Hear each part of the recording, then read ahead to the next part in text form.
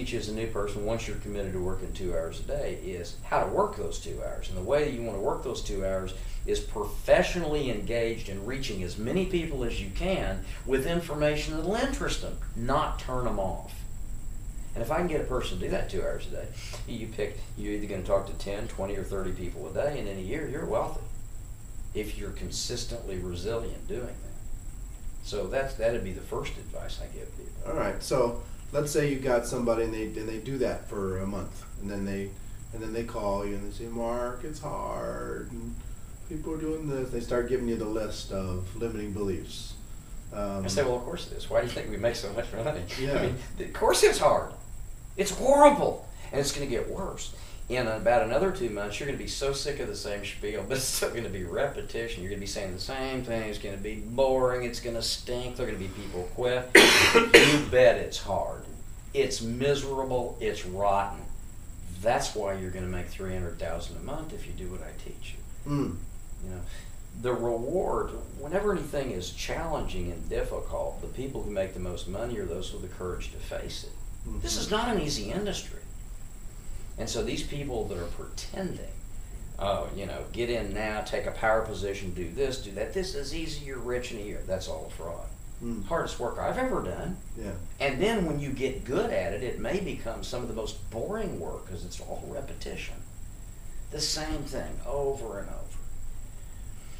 So I sometimes feel that I have to get people back focused on the truth. And the truth is, yes, you're paying the price now. Yes, it's difficult.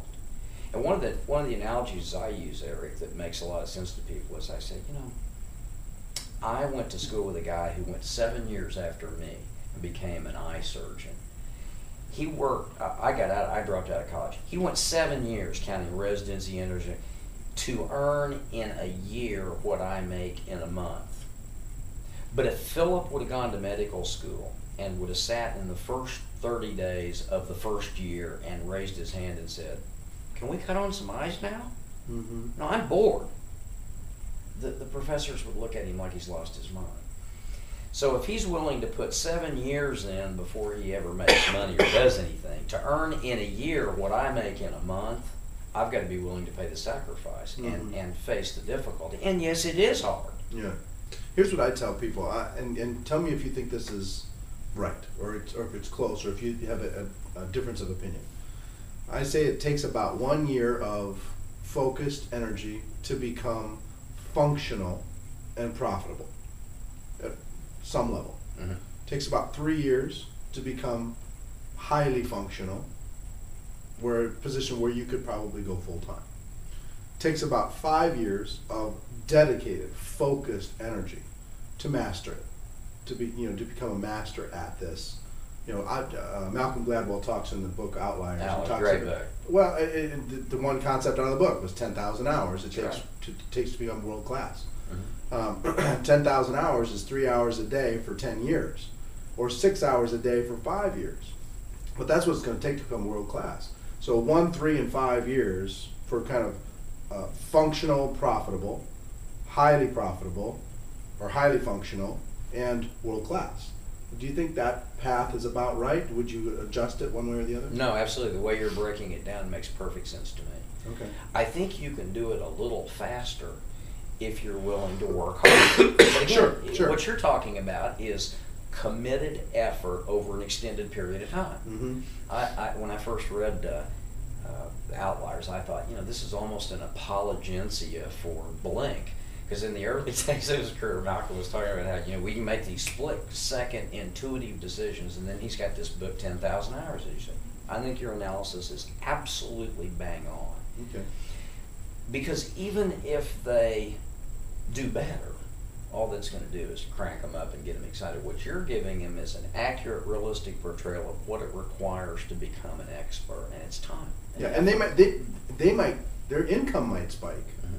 but it's hard for their experience to match their income. That's right. And ladies and gentlemen, I apologize for all this coughing. I got an allergy thing going on, and bear with me. But their income might spike. They might be at the right place at the right time. All of a sudden, everything takes off. But they have to quickly work harder to get their experience up to their income, or their income's going to drop. That's right. I mean, you see it over and over and over and over. Talk to me about our economy, our global economy, and the network marketing profession around the world. What's the next frontier for us? What's the next big play for the network marketing profession? What do you see in the horizon?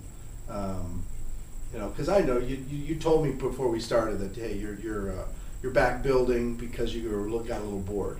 Yeah. But you have an amazing view of our profession and of the world from the network marketing perspective. What's your view? What do you see? Well, it's the last bastion of free enterprise. It's the only, in my opinion, ethical, character-driven, authentic entrepreneurial venture on planet Earth. But I've always believed that. It's just that in perfect storm times like right now, what happens is the great companies like Amway. A lot of people say, "Oh, Amway." Well, wait a minute. They did $8.7 billion last year, and they're projecting. I don't know if you've noticed all their TV commercials. Yeah, they did. I'm glad they're finally saying that they're Amway. Yeah, they're doing a great job because they're smart enough to know. And I've talked to some of the Amway higher-ups who say, "Oh yeah, we're going to keep advertising till 2012." Their goal is to get to $10 billion pretty fast, and I think they will. Mm-hmm.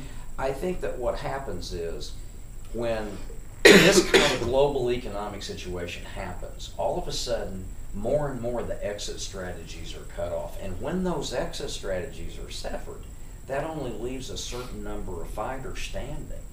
So the legitimate network marketing companies are in an ideal position to capitalize on that. And I don't think it'll ever reverse. I think that what's going to happen is we're going to have about a 5-year window here before. And everything's cyclical. We know that, Eric. I mean, people are going to get excited and say, "Oh, we're back. Everything's going to be wonderful." But we've got a 5-year window here where there are literally no options. What are you going to do? 401? You going to put it in mutual funds? There's a lot of people going back to work. Absolutely. A lot of people who had paper wealth going back to work because they didn't have a choice. That's right. A lot of people thought they had a great retirement pension plan, a great career, whatever, and their companies, Oh yeah. They got to look at different Perfect things. time because there are no options. What else are people going to do? Right. Real estate? Nah, I don't think so. Wall Street? Nah, that's just all Wall Street has always been, in my opinion. This is the reason I've never done blue chip stocks. Is basically just casino capitalism. I started thinking one day, wait a minute, if this guy can make money whether it goes down or up, if he bets right and he controls over $4 billion of investment capital, how can I compete with him? I don't know whether he's going to want it to go up or down today. Right. So I'm not playing casino capitalism. I want a business where I can work very hard, invest my time, and have no cap